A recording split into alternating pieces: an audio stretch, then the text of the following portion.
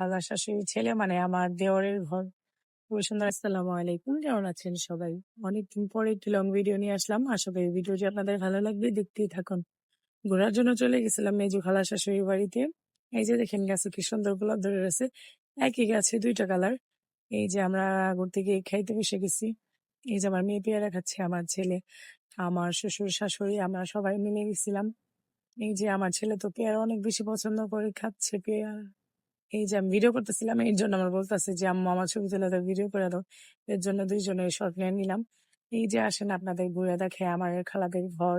দেখেন কি সুন্দর করে সাজানো গোছানো। এটা হচ্ছে আন্টি থাকে, তাদের বাড়িটা খুবই খোলামেলা, আমার খুব ভালো লাগে। আমার ছেলে তো খুশি অনেক, খোলামেলা জায়গা পেয়ে দেখাইতেছে বোটে ঘুরে। দেখেন বোটটা আবার দেখাচ্ছি, আমার দেওরের ঘর, এটা খুবই সুন্দর। বাহিরের গাছগুলো একটু ভিডিও করে নিয়ে আসলাম। গাছ গাছালি আমার খুব ভালো লাগে।